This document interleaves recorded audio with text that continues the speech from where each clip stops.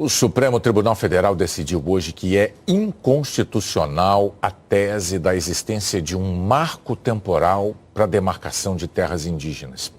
Foi um julgamento histórico, mas os ministros ainda precisam estabelecer a forma de indenizar quem ocupou de boa fé terras indígenas e vai ter que deixar o local por causa de futuras demarcações.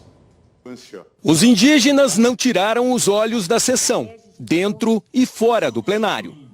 Eles são contrários à tese do marco temporal que estabelece que indígenas só poderiam reivindicar a posse de terras que ocupavam ou disputavam no dia 5 de outubro de 1988, data da promulgação da Constituição.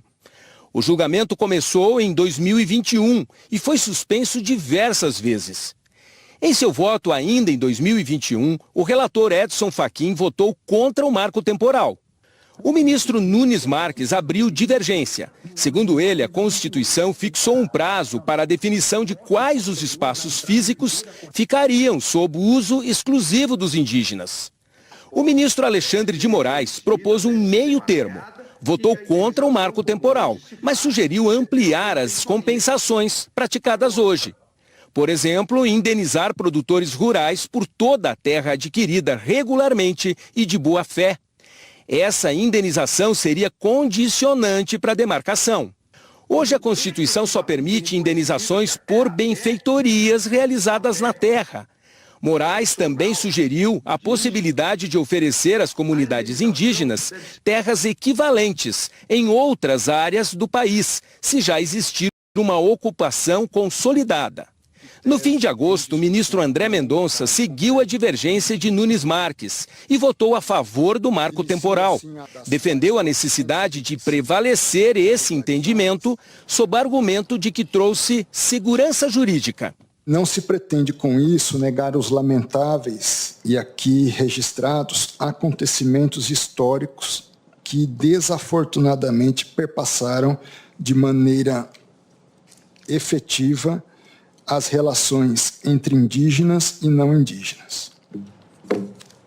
Não se trata de negar as atrocidades cometidas, mas antes de compreender que o olhar do passado deve ter como perspectiva a possibilidade de uma reconstrução do presente e do futuro. Entendo eu que esta solução é encontrada a partir da leitura que faço do que foi o texto e a intenção do constituinte originário de trazer uma força estabilizadora a partir da sua promulgação. Cristiano Zanin deu o terceiro voto contra o marco temporal, 3-2. E, diferentemente de Moraes, defendeu que a avaliação da indenização ocorra num procedimento independente, sem impedir o andamento da demarcação. O ministro Luiz Roberto Barroso também votou contra e apoiou a proposta de Zanin, deixando o placar em 4-2 contra o marco temporal. Ontem, na retomada do julgamento, o ministro Dias Toffoli deu o quinto voto contra o marco temporal.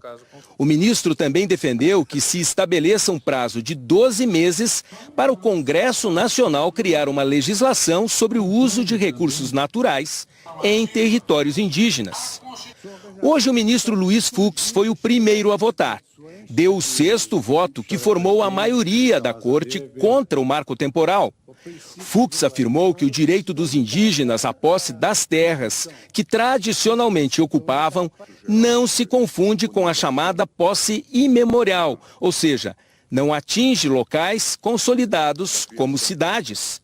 O que se estabelece na interpretação teleológica sistêmica é que as áreas ocupadas pelos indígenas e aquelas áreas que guardam ainda uma vinculação com a ancestralidade e a tradição dos povos indígenas, ainda que não estejam demarcadas, elas têm a proteção constitucional. Depois desse voto, houve comemoração dos indígenas que acompanhavam tudo pelo telão.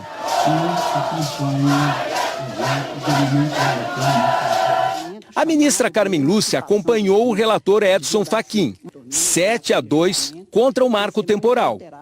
Carmen afirmou que a sociedade brasileira tem uma dívida impagável com os povos indígenas e que a Constituição estabeleceu expressamente os direitos fundamentais dos indígenas a qualquer tempo, sem um marco temporal. O Constituinte de 1987-88 buscou ver o indígena com o olhar dele indígena e não com o seu próprio olhar de autor da lei. A dignidade do indígena não está em se espelhar e imitar o não indígena, ou sequer a outra etnia, mas em ser igual na humanidade de ser gente, respeitado e tendo a integridade de sua cosmovisão garantida, assegurando-se então o respeito à sua dignidade étnica, à sua identidade, enfim. O decano, o ministro Gilmar Mendes, também foi contra o marco temporal. Gilmar defendeu a necessidade de indenizar previamente produtores rurais que adquiriram áreas de boa-fé, mas que venham a ser demarcadas.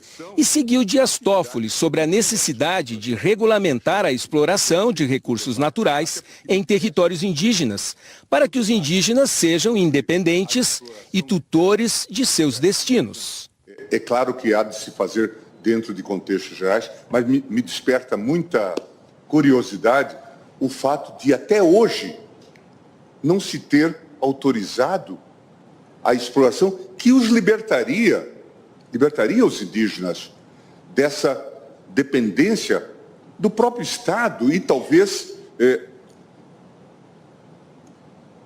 dessas ONGs, que nós estamos cansados de ver mundo afora que se faz exploração de riquezas sem danos ou com contenção de danos ao meio ambiente. A mim me parece que há uma concepção segundo a qual os índios ficam com direito a bastante terra. É o direito também de viverem empobrecidos nesse país rico. Mas isso é a opção deles? Ou é a opção desses que se arvoraram em tutores? A presidente da corte, Rosa Weber, deu o 9º voto contra o marco temporal. Uma coisa, para mim, é absolutamente certa. A conclusão é de que as terras tradicionalmente ocupadas por indígenas, segundo a Constituição, guardam pertinência com as formas tradicionais de ocupação e não com posse memorial. E com relação a isso, não vejo qualquer discrepância. Depois de 11 sessões, o julgamento chegou a 9 votos a 2 contra a tese do marco temporal. Falta agora o plenário chegar a um consenso sobre como serão as possíveis indenizações em caso de demarcação. A decisão final do STF terá a repercussão geral, ou seja, vai ter que ser seguida por toda a justiça.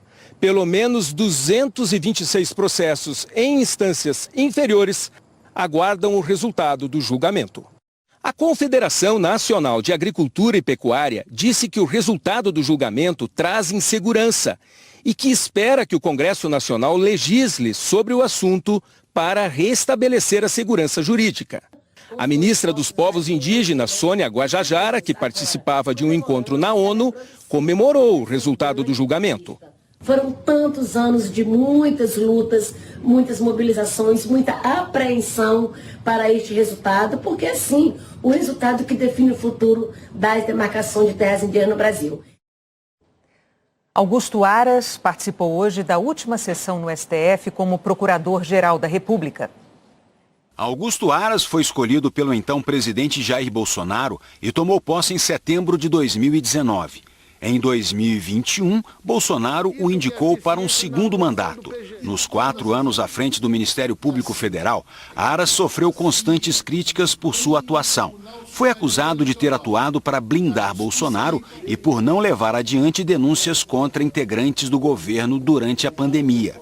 Em fevereiro de 2021, assinou uma portaria que acabou com a estrutura da Força-Tarefa da Lava Jato no Paraná. Aras defendia que a Lava Jato corrigisse rumos e que a Força-Tarefa fosse substituída por um outro modelo de combate à criminalidade.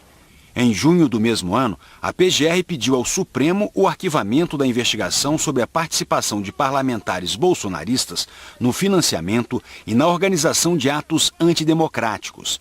Na época, a PGR afirmou que as investigações da Polícia Federal não conseguiram apontar a participação dos deputados e senadores nos supostos crimes investigados. Em julho de 2022, a equipe de Aras solicitou ao Supremo arquivamento de pedido de investigação do então presidente Bolsonaro, resultantes de indiciamentos feitos pela CPI da Covid. A CPI queria que a PGR investigasse Bolsonaro por crimes como prevaricação, charlatanismo e emprego irregular de verba pública, ao incentivar o uso de um medicamento ineficaz contra a Covid. A PGR concluiu não haver indícios das práticas dos crimes. No mês seguinte, Aras pediu que o ministro Alexandre de Moraes levasse ao plenário um recurso para arquivar o inquérito, que apurava se Bolsonaro tinha vazado dados sigilosos de uma investigação da Polícia Federal. Aras sustentou que, mesmo que as informações tenham sido divulgadas pelo presidente de forma distorcida, não houve crime na conduta. Hoje, o Procurador-Geral da República pediu a palavra para um discurso de despedida. Disse que não se pautou por motivação política e que foi um fiel cumpridor da Constituição. Os desafios dos últimos 4 anos foram adicionalmente cercados por algumas incompreensões e falsas narrativas, dissonantes com o trabalho realizado, documentado e publicizado. Parte das incompreensões deve ser equivocada para a expectativa de o Ministério Público protagonizar ou mesmo apoiar projetos partidários. Ao Ministério Público, tal como ao Judiciário, a Constituição veda expressamente a atividade política partidária. Nossa missão não é caminhar pela direita ou pela esquerda, mas garantir, dentro da ordem jurídica, que se realize justiça, liberdade, igualdade e dignidade da pessoa humana. No discurso de hoje no STF, Aras se defendeu das críticas que recebeu durante a pandemia e sugeriu a leitura de um livro organizado pela Procuradoria-Geral da República com a prestação de contas de seu mandato. Na pandemia, experiência inédita de coordenação nacional e conexão interinstitucional salvou milhares de vidas, inclusive com destinação de mais de 4 bilhões e 700 milhões de reais. Nessa frente, é incompreensível a narrativa distorcida e inverídica de alguns, aos quais recomendamos a leitura da obra Ações que Salvam, para melhor informar a sociedade sobre tudo o que fizemos e entregamos e ombreamos com o povo brasileiro. Nada menos que sangue, suor e lágrimas. O ministro mais antigo em atividade no Supremo, Gilmar Mendes, disse que Aras foi firme e equilibrado durante um período desafiador da história. Ao longo desses 4 anos, o Brasil passou pela pandemia do Covid-19, que assolou o mundo todo e que teve peculiaridades entre nós, como sabemos. Enfrentamos eleições presidenciais conturbadas e que dividiram o país. E passamos por constantes ataques à democracia que culminaram com o infame dia 8 de janeiro, com a invasão dos prédios dos 3 poderes da República. A despeito da aridez do tempo atual, o Procurador-Geral da República nos garantiu firmeza no compromisso para com o Estado de Direito. Adotou postura de equilíbrio, sensatez e austeridade na condução do órgão de cúpula do Ministério Público. Gilmar disse ainda que Aras sempre esteve aberto ao diálogo e afirmou que o PGR atuou para não criminalizar a política. O mandato de Augusto Aras termina na próxima terça-feira. Cabe ao presidente Lula escolher o novo Procurador-Geral da República. O indicado ainda terá de passar por uma sabatina na Comissão de Constituição e Justiça do Senado e ter o nome aprovado em votação no plenário.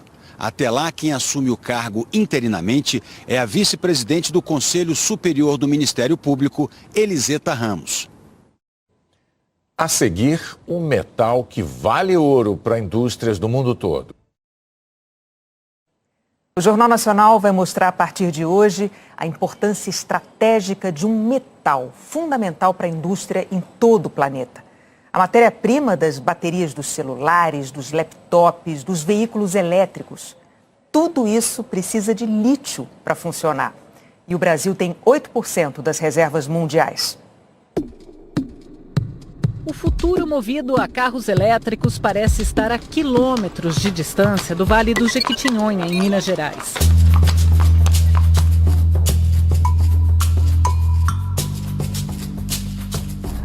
Mas o lugar é hoje estratégico para a transição energética. Mais um paradoxo nessa terra de contradições, onde baixos indicadores sociais convivem com tesouros escondidos.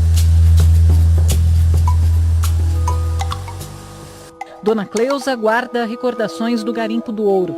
Eram do pai dela. As baterias, tem as grandes, duas grandes, né? Uma média e uma pequena. As grandes era que tirava o cascalho e a pequenininha era para apurar o ouro. Aí ele tirou, mandou fazer um cordão. As pedras nas paredes de algumas casas são lembrança de um tempo de prosperidade. A mineração sempre foi protagonista na história dessa região. Desde o século XVIII, se sabia que aqui havia ouro, depois diamante e uma grande variedade de pedras de maior ou de menor valor. Hoje em dia, já não é mais assim. Mas ainda existe um interesse muito grande pelo que está debaixo desse chão. Lítio, o mais leve dos metais, matéria-prima das baterias que são o coração dos carros elétricos. Por aqui, lítio tem aos montes. O subsolo do Vale do Jequitinhonha guarda 85% das reservas brasileiras. Nossa equipe foi até as profundezas da mina que está há mais tempo em operação na região, 32 anos. Um labirinto de vias e túneis subterrâneos para carros e máquinas, com ventilação e controle de temperatura e de atividade sísmica. Percorremos cerca de 2 quilômetros e descemos a mais de 200 metros da superfície, onde outras galerias estão sendo abertas. O interior da mina é como se fosse um prédio de ponta cabeça. Cada nível, como esse aqui em que nós estamos, seria então um andar. Bem aqui, olha, está o veio do minério, essa parte mais clara, que é justamente o que interessa para a mineração. A gente vê que ele vem lá de cima e desce em direção ao subsolo. Isso quer dizer que no próximo nível, que na prática seria como o andar de baixo, também vai ter um ponto de exploração. Aqui a gente tem um paredão gigante de rocha branca. E é nessa rocha que estão os cristais de um mineral chamado espodumênio, de onde é extraído o lítio. Alguns são bem grandes, é bem fácil da gente ver, olha só. Esse aqui tem seguramente mais de 1 metro. Nossa rocha é o pegmatito e ele é composto, por diversos minerais. Então a gente consegue ver um pouco de muscovita nesse ponto, o feldspato, alguns pontos de quartzo. Essa massa esverdeada seriam os minerais de espodumênio, que seria onde que estaria o lítio. Do lado de fora da mina, essa rocha, que tem vários minerais, é triturada. O espodumênio é separado, carregando o lítio que não existe sozinho na natureza. É esse concentrado que os fabricantes compram para usar nas baterias. A mineradora tem capacidade para produzir 45 mil toneladas desse material por ano e tem planos de até triplicar esse número em 4 anos. A maior demanda é no setor de baterias, que responde hoje por mais de 90% do mercado mundial de lítio, da demanda mundial de lítio. Agora, o mercado interno sempre foi um foco, como por exemplo a indústria farmacêutica, temos a indústria cerâmica, a indústria de graxas, lubrificantes. Então o lítio tem muitas aplicações relevantes e a gente sempre atendeu elas todas no Brasil. A corrida pelo lítio trouxe vizinhos para a mineradora brasileira. Neste ano, uma multinacional canadense também começou a explorar o lítio no Vale do Jequitinhonha. A capacidade inicial de produção é de 270 mil toneladas de concentrado de espodumênio por ano para exportação. A companhia opera uma mina a céu aberto. Na nossa visão, se existia um metal em uma cadeia de fornecimento em que em algum momento nós seríamos recompensados com um prêmio verde, seria justamente numa das cadeias de fornecimento que levaria para as baterias dos carros elétricos, que são os materiais de bateria. Porque nós sabíamos que no final, lá da ponta, você tem um consumidor que está preocupado com a sustentabilidade daquele carro verde dele. A mais de 1.000 quilômetros de distância, em São Paulo, essa fabricante de ônibus elétricos tem capacidade para produzir 1.800 veículos por ano. As baterias são enormes. Não são feitas só de lítio, mas mesmo assim, cada uma leva 150 quilos do metal, de acordo com a empresa. E um ônibus como esse precisa de 6 baterias. Nesse caso, quanto mais lítio, melhor. Nós temos essa vantagem, né? Nós temos minério e temos lítio aqui no Brasil. Então é muito importante que se entre nessa questão tecnológica de se desenvolver e de se produzir o lítio, extrair o lítio e ter toda a cadeia da tecnologia dentro do país, né? Isso é fundamental, não só para os ônibus que são fornecidos dentro do país, mas para todo o mercado de exportação.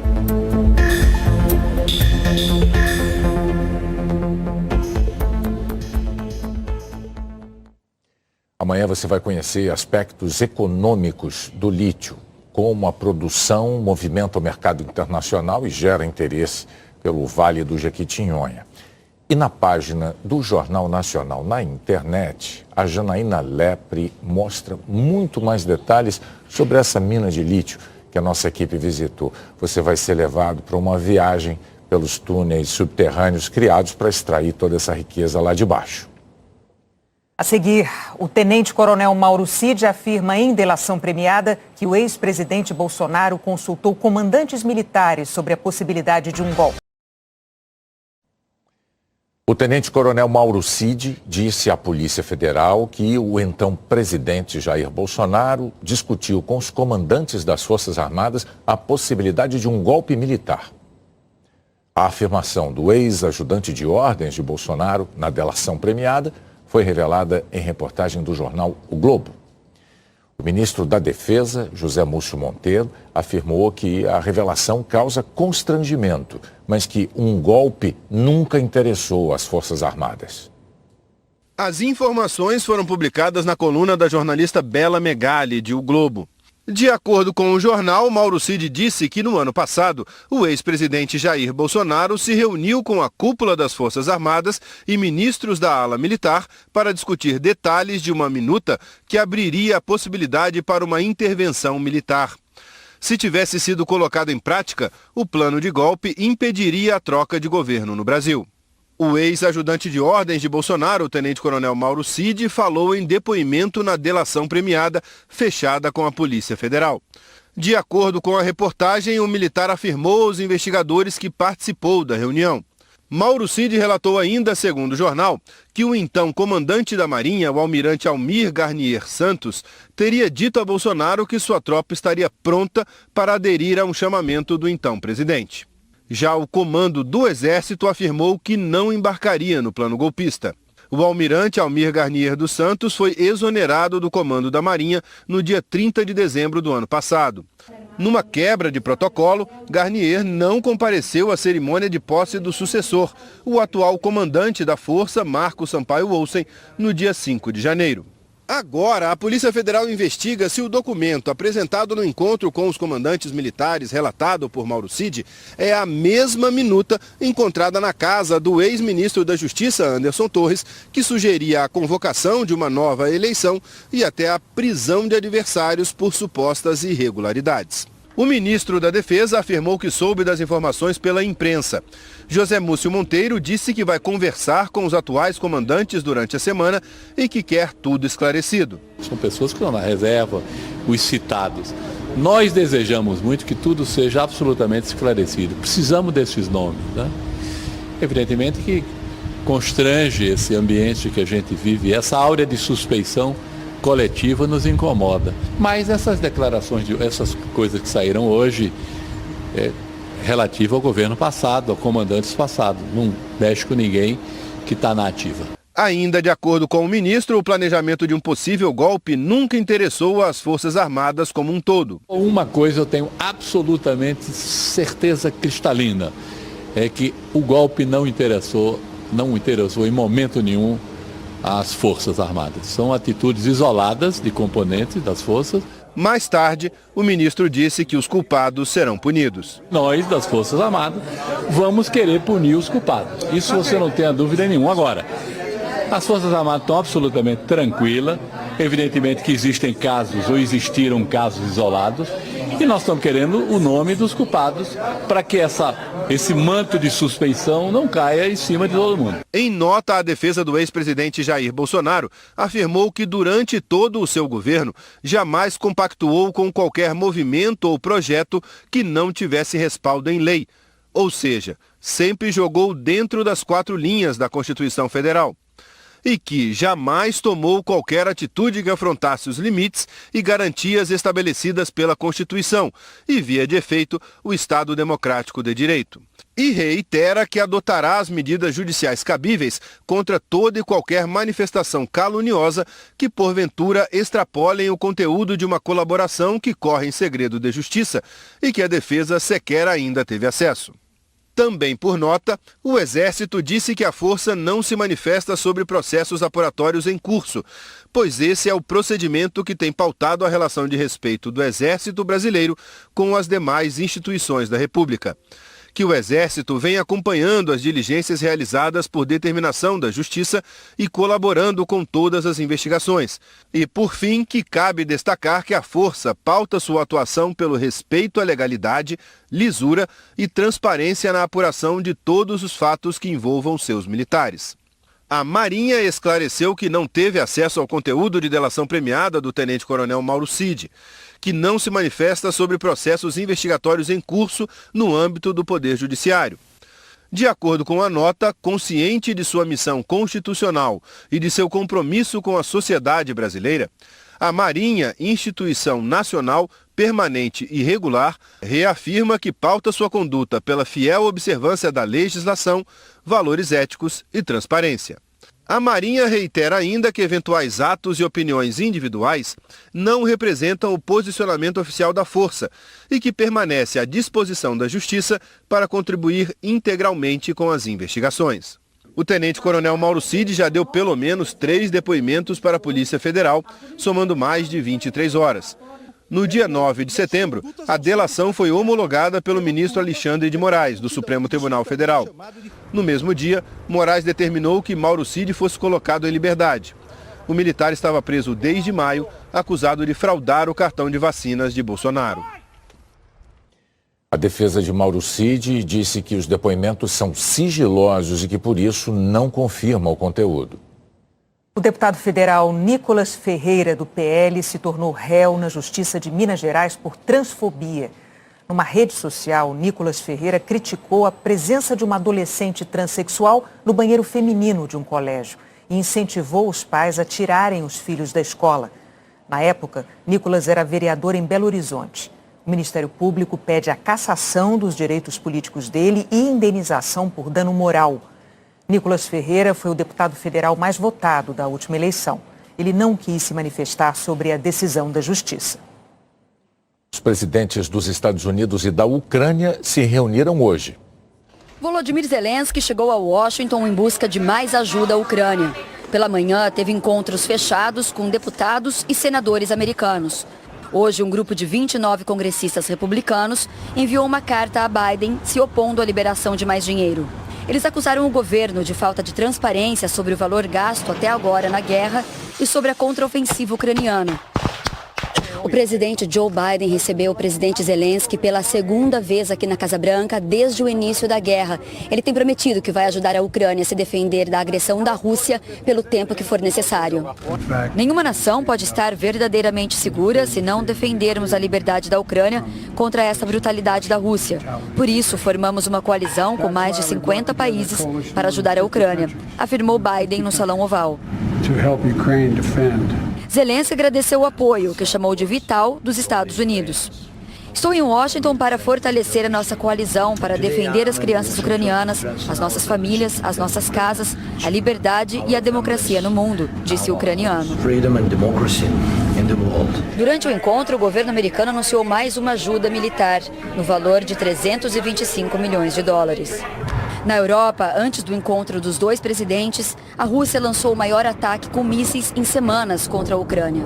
Os bombardeios atingiram pelo menos 6 cidades, incluindo Kiev. além de instalações de energia. Na Ucrânia. Ontem à noite, o governo da Polônia, país vizinho e um dos principais aliados da Ucrânia, anunciou que não vai enviar novas armas aos ucranianos. A seguir, a previsão de calor extremo para os próximos dias.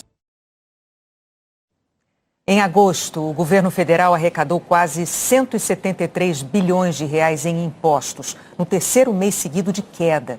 No ano, a arrecadação de 1,5 bilhão de reais também é menor do que a do mesmo período de 2022. A Receita Federal afirma que foi porque caíram os preços de matérias-primas como petróleo e minério de ferro. O presidente do Paraguai, Santiago Peña, anunciou que vai prolongar a política de isenção de impostos para criar 100 mil postos novos de trabalho em empresas que exportam para o Brasil. As chamadas maquiladoras montam e processam produtos com matéria-prima paraguaia ou trazida de outros países a custo mais baixo, com foco nas vendas externas. São indústrias de transformação, mas com um regime tributário diferente. A legislação do Paraguai estabelece um imposto único de exportação de 1% sobre o valor final dos produtos e pelo menos 90% do que é produzido nas maquilas tem que ser vendido para o exterior. A indústria maquiladora paraguaia visa atrair filiais, empresas multinacionais que queiram abrir suas filiais no país para explorar o mercado externo. O diretor dessa indústria de suplementos alimentares, que tem fábrica no Paraguai, ressalta outros incentivos. Toda a matéria-prima, todo o maquinário tem uma isenção temporária de tributos, tá? Distribuição de dividendos isenta para o exterior. O país é economicamente estável, tem taxas de juros atrativas para atração de capital para grandes investimentos, tem uma matriz energética, água, energia abundante e baixos custos e burocracia trabalhista. O Paraguai tem 278 empresas operando no regime de maquila. Elas geram 22 mil empregos diretos no país. Este mês, o presidente paraguaio, Santiago Peña, prometeu multiplicar esses postos de trabalho. A promessa é criar em 5 anos 100 mil empregos novos no setor. Peña também afirmou que não vai subir os impostos neste mesmo período e que gerar postos de trabalho é a melhor política social que um país pode ter. Karina Dair, presidente da associação que representa o setor maquila, diz que o Brasil é um parceiro estratégico por causa da facilidade logística, com saídas para o mar, mais aeroportos e infraestrutura, e que o Paraguai contribui com menos burocracia e flexibilidade da mão de obra. A indústria maquileira do Paraguai exportou o equivalente a 5 bilhões de reais no ano passado, o que representa 10% do total de exportações do país. A maior parte dessa produção é vendida para países do Mercosul e o Brasil é o principal parceiro comercial. O Brasil é um grande comprador. Obviamente vai continuar comprando cada vez mais, uma vez que inaugurar a segunda ponte Brasil-Paraguai, que vai reduzir o custo do transporte, né? E a demora da transporte da carga vai ser menor. Neste Dia Nacional de Luta da Pessoa com Deficiência, a Globo começou uma campanha de comunicação. O lançamento foi no pavilhão da Bienal, em São Paulo, para funcionários do grupo de afinidades da Globo e parceiros na área de inclusão e acessibilidade, como o Comitê Paralímpico Brasileiro. Para quem acha que PCD é improdutiva, é preconceito. Para quem acha que PCD não pode se locomover, é punição. A campanha da Globo enfatiza que a pessoa vem antes da deficiência. O objetivo é combater o capacitismo, o preconceito contra PCDs. No Brasil, quase 9% da população tem algum tipo de deficiência. A campanha ela mostra o quanto a gente precisa estar atento às potencialidades, às competências das pessoas e estar consciente para que a gente contribua para que as barreiras sejam eliminadas. Isso está na nossa atitude. Ter uma deficiência é só um jeito de existir no mundo. Só que a deficiência traz demandas de acessibilidade que precisam ser respeitadas, porque assim a gente tem a equiparação de oportunidades e tem espaço para todo mundo. Bombeiros estão tentando conter um incêndio em Bonito, região turística de Mato Grosso do Sul. O combate ao fogo não para nem durante a madrugada. Os militares usaram um barco para tentar extinguir os focos na margem do Rio Formoso e impedir que as chamas passassem para o outro lado. O Rio Formoso é conhecido pelas águas cristalinas que atraem turistas do mundo inteiro. Desde segunda-feira, 48 militares do Corpo de Bombeiros de Mato Grosso do Sul estão se revezando na operação. O estado está dentro da área de alerta de calor intenso. Como é uma área de preservação permanente, né, na margem do Rio Formoso, e é um rio que tem uma sensibilidade muito grande para qualquer dano. O acesso só pode ser feito a pé. O deslocamento de uma área para outra tem sido a maior dificuldade dos militares aqui no combate, porque o fogo atingiu a vegetação num brejo. Quando a gente pisa, o pé vai lá para o fundo e eles acabam demorando um tempão para chegar até os focos. Toda essa área aqui foi controlada pela manhã, só que as chamas voltaram. Estão naquela região ali, às margens do rio. O terreno ele é úmido, tem muita água embaixo, porém a vegetação, por conta do tempo de estiagem seca, ela acaba também ficando seca na parte superior. Então o incêndio se propaga com facilidade. Os bombeiros suspeitam que um raio tenha provocado o incêndio, que já consumiu mais de 500 hectares. O calor extremo está alimentando incêndios pelo Brasil. Eliana, boa noite. Boa noite, Renata, Bonner, e boa noite para você. O risco de fogo está alto nessas regiões em vermelho.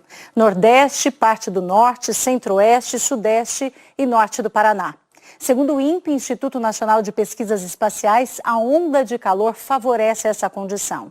Amanhã, os termômetros podem chegar aos 41 graus em Cuiabá, em Teresina 39, em Palmas 38, no Rio de Janeiro 37 graus, em Goiânia e Campo Grande também. Em Rio Branco e Manaus, 36, em São Paulo 35, em Florianópolis 33, em Curitiba, Belo Horizonte e Fortaleza 32, em São Luís 31 graus. No Nordeste e no litoral do Espírito Santo, possibilidade de chuva rápida nas áreas em verde. No Norte, chove mais em Roraima, inclusive em Boa Vista. E no Rio Grande do Sul, as instabilidades se mantêm fortes, com uma baixa pressão no oeste do estado e uma frente fria no litoral. Em Porto Alegre pode chover 35 milímetros, em Uruguaiana 30, em Santa Maria e Pelotas 25, com temperaturas de 20 a 29 graus. O tempo abafado ajuda a formar nuvens de temporal também em outras regiões gaúchas e até a divisa com Santa Catarina. A chuva inclui ventania, raio, granizo e os meteorologistas não descartam alagamento e deslizamento. Agora vamos para o domingo, o dia mais quente da semana. Em Belo Horizonte, a média das temperaturas máximas em setembro é de quase 28 graus, só que a previsão é de 36, 8 graus mais quente. A mesma situação em Campo Grande, com média de quase 30 e possibilidade de 38 graus.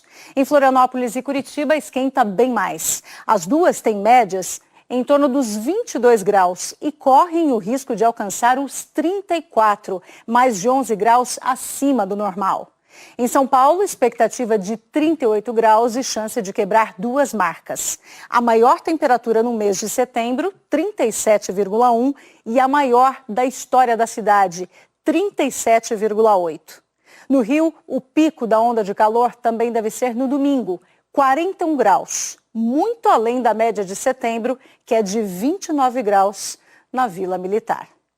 Até amanhã. Bonner e Renata. Até amanhã, Eliana. O Jornal da Globo é depois de The Good Doctor. Boa noite. Boa noite, até amanhã.